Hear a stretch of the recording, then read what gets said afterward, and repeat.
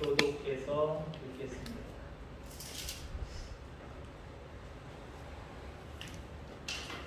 마태복음 4장 1절 찾으셨으면 아멘. 아멘. 1절로 11절 교독합니다. 그때 예수께서 성령에게 이끌려 마귀에게 시험을 받으러 광야로 가사 40일을 밤낮으로 금식하신 후에 줄이신지라. 시험하는 자가 예수께 나와서 이르되 네가 만일 하나님의 아들이거든 명하여 이 돌들로 떡덩이가 되게 하라. 예수께서 대답하여 이르시되 기록되었으니 사람이 떡으로만 살 것이 아니요 하나님의 입으로부터 나오는 모든 말씀으로 살 것이라 하였느니라. 이에 마귀가 예수를 거룩한 성으로 데려다가 성전 꼭대기에 세우고 이르되 내가 만일 하나님의 아들이거든 뛰어내리라. 기록되었으되 그가 너를 위하여 그의 사자들을 명하시리니 그들의 손으로 나를 받들어 발이 돌에 부딪히지 않게 하리로다 하였느니라. 예수께서 이르시되 또 기록되었으되 주 너의 하나님을 시험하지 말라 하였느니라 하시니 마귀가 또 그를 데리고 지극히 높은 산으로 가서 천하 만국과 그 영광을 보여 이르되 만일 내게 엎드려 경배하면 이 모든 것을 내게 주리라. 이에 예수께서 말씀하시되 사탄아 물러가라. 기록되었으되 주 너의 하나님께 경배하고 다만 그를 섬기라 하였느니라. 이에 마귀는 예수를 떠나고 천사들이 나와서 수종되니라. 아멘. 아멘. 아멘.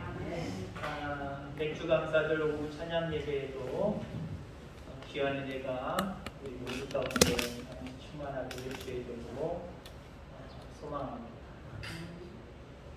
여러분들도 밭이나 여러분들 집 뜰이나 이런 곳에 잡초 내지는 어떤 나무들 있을 겁니다. 근데 분명히 잡초 제거하셨어요. 그죠? 그 다음에 쓸모없다고 생각해서 어떤 나무를 분명하게 잘라냈습니다.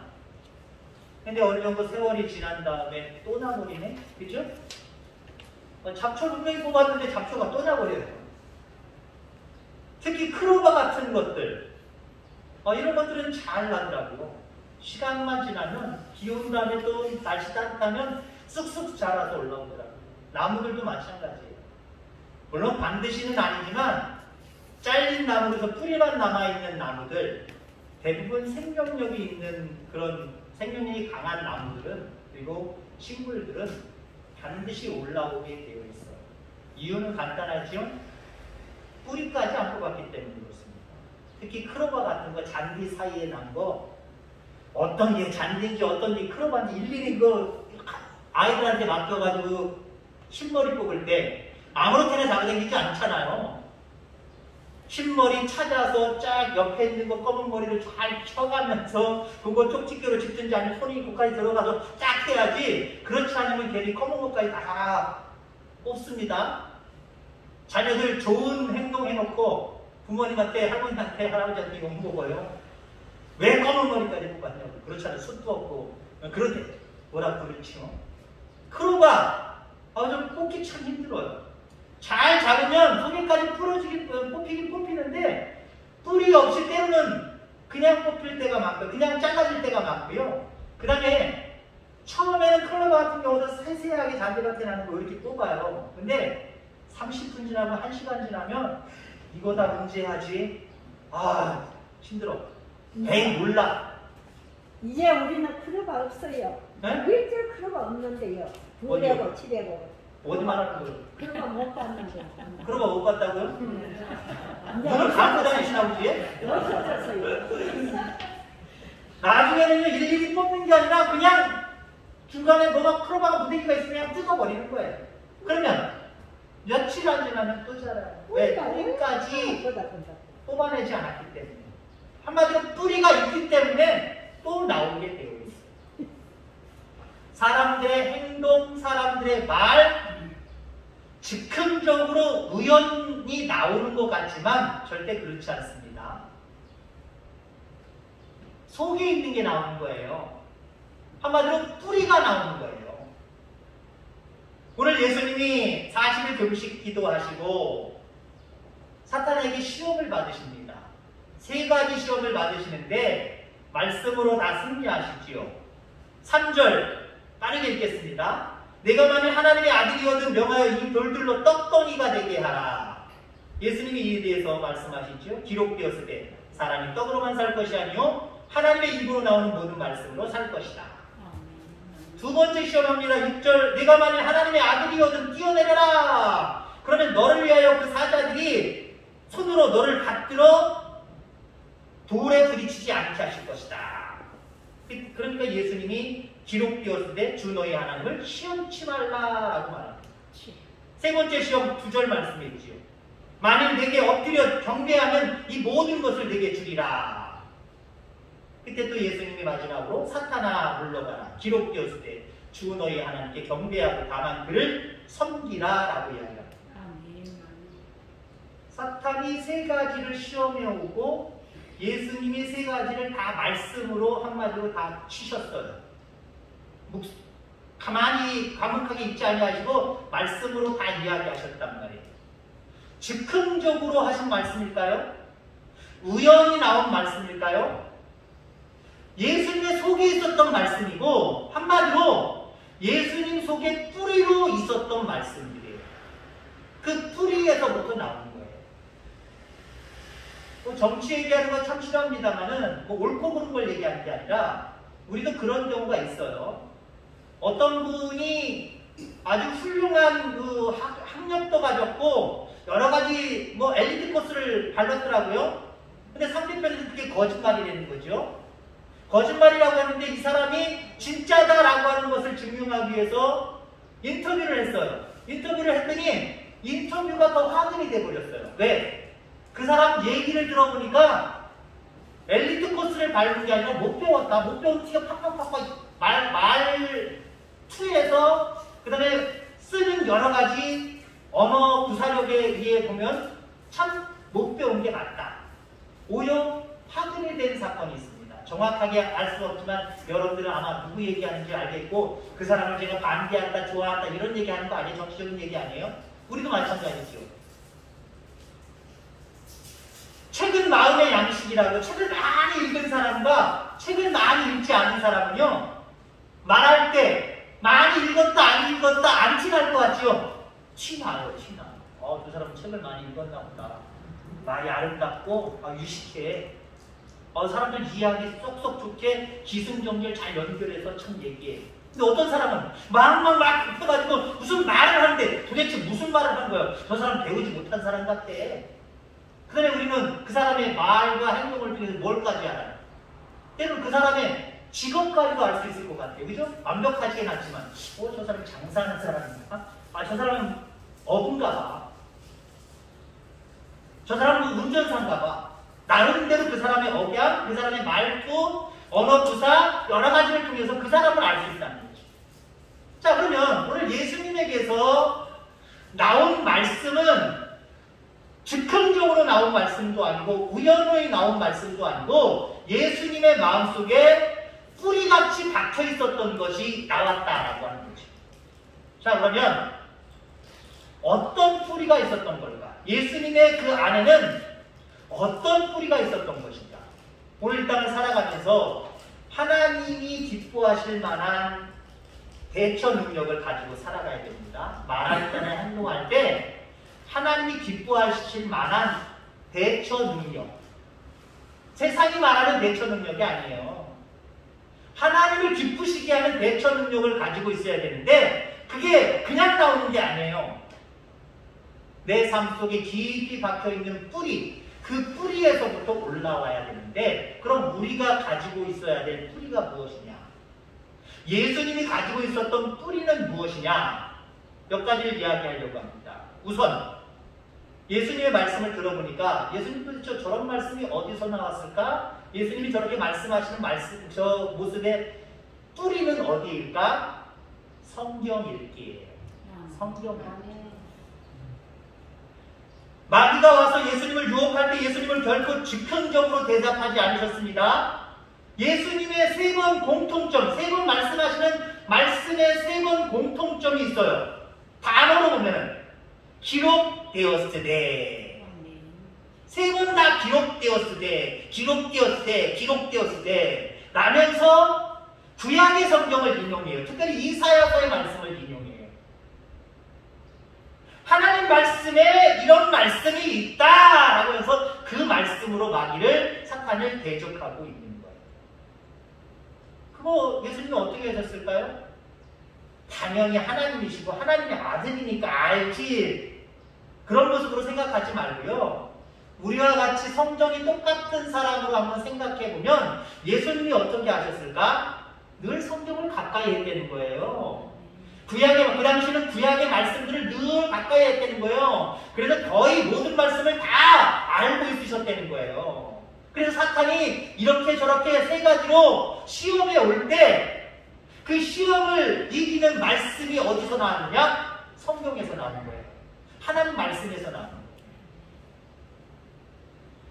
히브리서 4장 12절에 보니까 하나님의 말씀은 살았고 운동력이 있어 좌우에 날선 어떤 검보다 예리하여 혼과 영과 및 관절과 골수를 찔러 쪼개기까지 하며 또 마음의 생각과 뜻을 감찰하나니.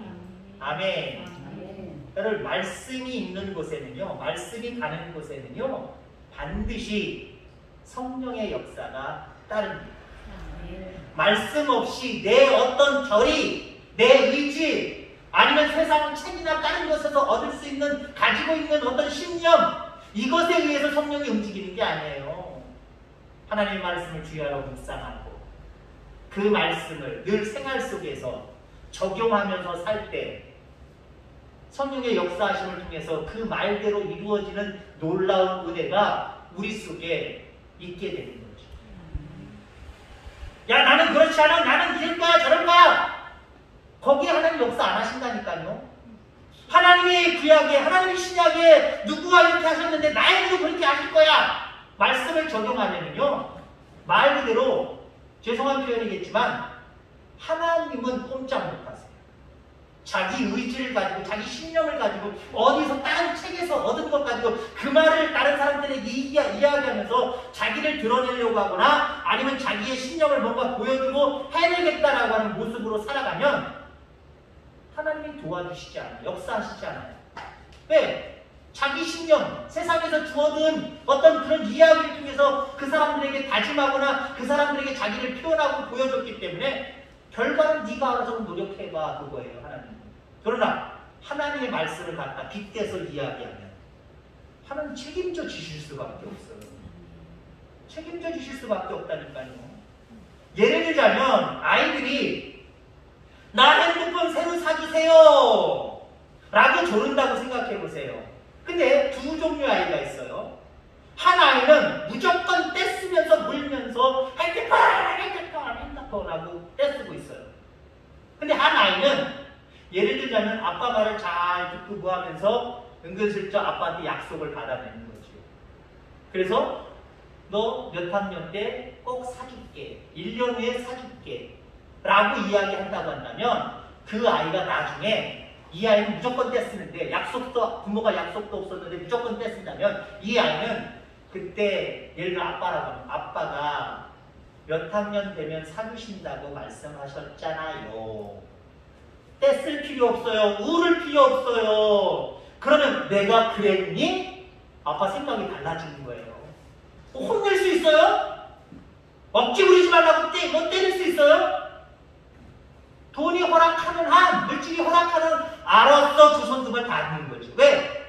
아빠가 자기가 얘기한 말을 주어서 그걸 기억했다가 그걸 가지고 공략을 해보는데 아빠가 꼼짝 못하는 거예요. 여러분, 그렇습니다. 하나님의 말씀을 왜 주야 우리가 묵상해야 되느냐? 여러분들에게 죄송한 게 아니라 하나님 앞에 죄송한 표현이지만 하나님 꼼짝 못하게 하기 위해서요. 아멘? 여러분들의 기도가 왜 응답받지 못합니까? 구하지 않기 때문에, 이따 말씀드릴 겁니다. 구하지 않기 때문이기도 하지만 하나님을 설득을 못 시키기 때문에 그래요. 여러분들 늘 하나님의 말씀을 여러분들 신비에, 여러분들 가슴에, 여러분들 마음에 늘 사귀고 살아갈 수 있기를 주의 이름으로 축원합니다. 말씀이 가는 곳에는 언제나 성령이 역사하시게 되어 있다라고 하는 것입니다. 외딴 곳에 두 집이 몰려 살고 있었습니다. 톨스토이의 책에 나오는 내용인데요. 두 집이 몰려 살고 있었는데 한 집에 닭을 키워요. 닭을 키우는데 어느 날 이쪽 집 닭이 이쪽으로 넘어가서 알을 낳았어요. 그래서 이쪽 집 여자가 이쪽 집 여자한테 우리 닭이 거쪽에 가서 알 낳았으니까 알 내마 그랬단 말이에요. 그래서 이 여자가 알 낳은 적 없어, 몰라, 안 줘, 없다고, 안 낳았다고. 그러다가 두 여자가 대판 싸움이 붙었고 그 소리에 남편들까지 나와가지고 부부가 아주 그냥 가정적으로 두 집이 대판 싸움이 일어났습니다. 그래서 어느 쪽인지 모르지만 머리끝까지 화가 난 여자가 상대편 집에 불을 질러버립니다. 근데 그 불이 바람을 타고 자기 집까지 다 타버렸어요. 두 집이 다 타버리고 거적대기에 양쪽 부부가 앉아가지고 신발로 땅을 치면서 뭐라고 둘이 동시에 이야기하느냐. 그 포스트의 책에 나오는 거예요. 별것도 아니었는데, 별것도 아니었는데. 여러분들, 하나님의 말씀이 없는 곳에는요, 미움과 시기와 질투와 다툼과 싸움과 불통만 일어나는 거예요. 그러나 하나님의 말씀이 있는 곳에는요, 하나님의 역사하시는 능력이 강력함을 여러분이 기억하기를 주의를 축원합니다. 그래서 여러분들 늘 뿌리에 하나님의 말씀을 좀 잠겨놓고 계세요. 그리고 어떤 상황이 있을 때마다 그 말씀이 툭툭 튀어나올 수 있게 되기를 주의를 축원합니다. 자, 도대체 예수님이 말씀하시는 세 가지 그 사탄에게 대적하시는 모습을 통해서 도대체 그 말씀은 어떤 뿌리에서 나오는 것인가? 가득 들어있는 것이 나오는 거예요. 가득 들어있는 것이 나오는 거예요. 그 사람 속에 가득 들어있는 것이 밖으로 나오게 되어 있습니다. 하나님이 하신 세 가지 말씀 속에 꼭 들어있는 것이 있어요. 기록되었을 때 앞에서 살펴봤지요? 그리고 하나님. 그러니까 예수님의 마음속에는요, 늘 하나님으로 꽉 차 있어요. 우리 하나님. 하나님. 뭘 하더라도, 우리 하나님 해주셨네. 하나님 감사합니다. 하나님. 하나님으로 가득 찼기 때문에 마귀를 대적하는 상황 속에서도 하나님을 의지하고 있어요. 하나님을 선포하고 있어요. 어떤 신혼부부가 결혼을 하고 신혼여행을 갔습니다. 그리고 신혼여행지에서 돌아올 때는 둘이 이혼하고 각자 집으로 갔습니다. 이유는 왜 그럴까요?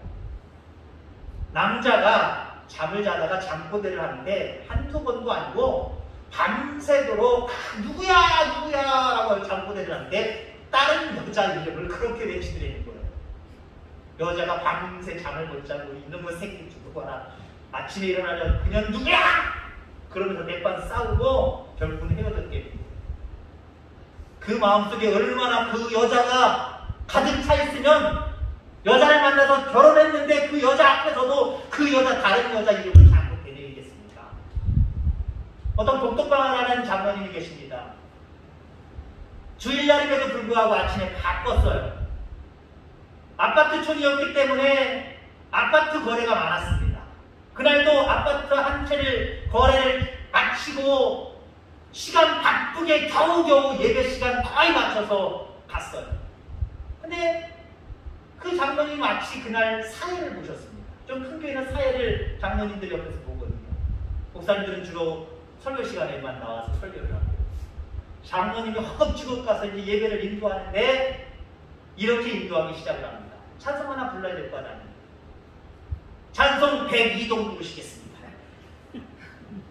하도 맨날 복덕방 일을 돌보고 그 일에 신경 쓰고 늘 몇 터 거래 계약서 쓰고 그러다 보니까 하나님 앞에 가서 찬송하는데도 너무 거기에 정신이 집중되어 있고 거기에만 신경 쓴 나머지 교회 와서도 몇 장이어야 되는데 동으로 입술에서 휙 튀어나왔다. 여러분, 사람은요 자기 마음속에 가득한 것이 나오게 되어 있어요. 여러분, 누가 이렇게 툭 찌르면요 하나님 하고 나오시기 바랍니다. 이렇게 나오지 마세요. 누가 툭 치거든요. 어떤 문제가 내 앞에 확 읽거들라 알고 죽겠네 이게 아니라 주여 죽겠네 뭐 이런 식으로 해요. 그죠? 내 마음속에 가득한 것이 주님이면 어떤 상황이라고 할지라도 다른 이야기가 나올 수 없다는 거예요. 다른 이야기가 나올 수 없다는 거예요. 좀 지저분한 얘기지만 중이 옛날 그 널판 집 깔아놓은 화장실 있잖아요. 그 화장실에서 볼일 보다가 다리 하나가 삐끗하고 미끈들어서 밑으로 떨어졌어요. 떨어지기 전에 그래도 이렇게 해가지고 이렇게 돼가지고 요 힘으로 버티게 됐어요. 아유 주여 감사합니다. 그랬다는 거예요. 말도 안 되는 이야기 같지만 여러분들 우리가 어떤 상황 속에서도 튀어나오는 말이 주님을 기쁘시게 하는 하나님과 관계된 그러한 말씀이게 되기를 주의 이름으로 축원합니다. 여러분 속에 예수님이 여러분 속에 하나님이 가득하 있으면 무슨 이야기를 해도 하나님이 예수님이 또 모든 영광을 돌릴 때도 내 이름이 나오고 다른 사람 이름이 나오는 게 아니라 하나님께 영광을 올려요. 저는 이렇게 연말되면 시상식 하는 프로그램들 많잖아요. 코로나 때문에 작년, 재작년에는 작년 같은 경우는 많이 축소되기도 했습니다만은 그 연예인들 나와서 저는 새로운 것들을 알아요. 제가 좋아하고 나빠하는 그런 연예인이 아니고 저 사람 믿는 사람이었어? 새롭게 보이는 거예요.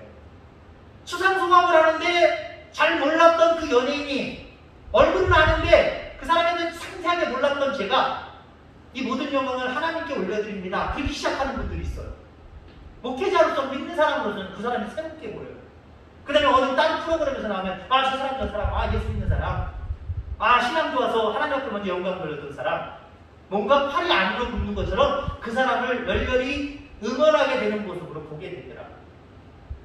여러분 그렇습니다. 하나님의 마음이 그래요. 늘 마음에 하나님이 가득해서 어떤 상황 속에서도 하나님이 먼저 튀어나오는 사람 하나님 기뻐하실 수밖에 없어요. 그 사람을 열렬히 응원하고 열렬히 지원할 수밖에 없어요. 어떤 상황 속에서도 늘 하나님이 튀쳐나오는 여러분들의 신앙이 되기를 주의 이름으로 축원합니다. 자, 그 다음에 예수님이 세 가지 말씀을 하시는데 즉흥적인 게 아니에요. 예수님의 뿌리에서부터 확 올라오신 건데 그럼 예수님은 어떤 뿌리에서 올라온 거냐? 기도의 뿌리입니다. 기록되었으되 하나님 그리고 예수님은 늘 기도하는 자의 삶을 살았다라고 하는 거죠. 성경과 하나님이 그 뿌리였고 그리고 예수님께서 기도하신 결과였다라고 하는 겁니다. 기도는요 우선 기도자에게 담대함과 능력을 줍니다. 왜? 하나님이 함께 하심을 믿기 때문에 담대해지는 거예요. 용기가 생기는 거예요. 능력이 되는 거예요. 자, 그러니까 예수님이 담대하게 그 사탄을 물리치시는 모습을 바라보게 되죠. 말씀이 있어서 하나님이 가득해서 그것도 있지만 기도의 능력이 있기 때문에 기도의 능력. 그러니까 이걸 세 가지를 좀 구분할 필요가 있어요.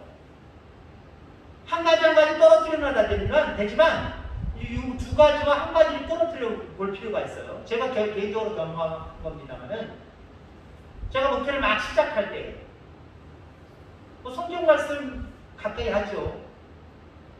아무래도 말씀 선포자이고 늘 직업적으로나 어떤 모습으로나 하나님의 일꾼이기 때문에 늘 마음속에 하나님이 가득하죠. 그런데요 기도의 양이 채워지지 않고 기도의 능력이 완벽하지 않으면요 담대함이 없더라고요. 하나님 말씀 물론 부족하지만 나름대로 귀하를 묵상하고 마음속에 늘 하나님이 계시다라고 생각을 하지만 실질적으로 어떤 문제 앞에 기도가 없으면 담대함이 떨어지더라고요. 제가 어디서 경험을 했냐면 처음 목회할 때예요. 첫 목회 94년도 제가 섬기는 교회에 청년 하나가 귀신 들렸습니다. 평상시 괜찮다가 귀신이 역사하면 햇소리하고 이상한 벌써 눈빛이 이상해지고 풀어주고 벌써 이상해져. 전에도 예전에도 그랬었대요. 쫓아내야 될 거 아니에요. 시골에는 그런 현장들이 참 많아요. 가서 나름대로 본 것은 있으니까 기도하고 또 찬송 같이 하고 부모님이랑 따로 가신 신방 가신 성도님이랑 찬송도 하고 말씀도 공독하고 그 말씀을 선포하기도 하고. 그런데 나중에 제가 저를 성장시키는 계기가 됐지만 부끄러운 일이 발생을 합니다. 어떤 일이 발생하나요? 그 귀신 들린 청년이 그때 그 시기에 저희 어머님이 와 계셨거든요. 지금 85세 되신 84 되신 어머님이 와 계셨는데 그분은 개인적으로 귀신이 떠나가는 체험을 하신 분이에요. 그러니까 그런 부분에 대해서 많이 알죠. 그러니까 우리 어머님이 좀 나서셔서 그 귀신을 제어를 하시면서 그런 은사를 좀 하셨어요. 완벽하게 나가진 않았어요.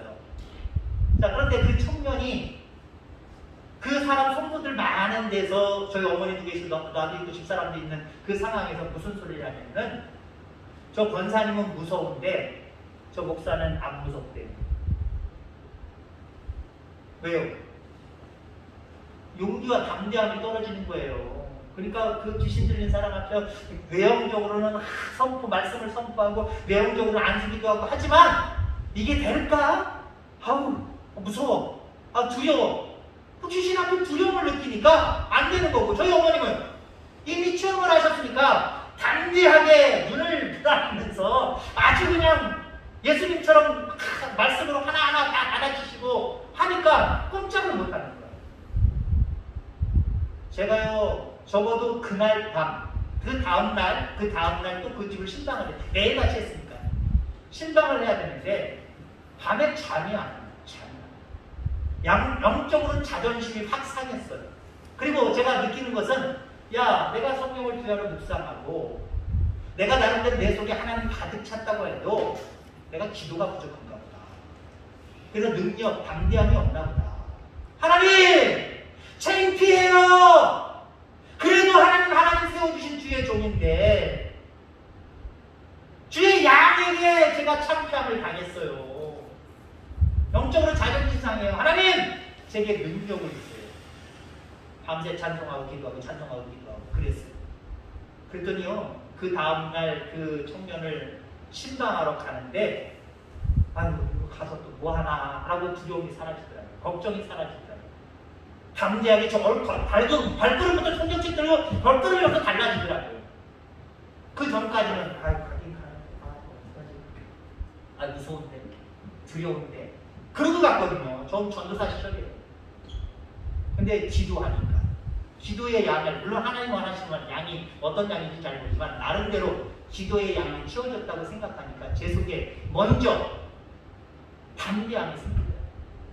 귀신을 제어하는 능력이 거기서 하나님께로부터 받게 되더라고요. 여러분 그렇습니다. 기도하면 지도자가 능력을 받아요.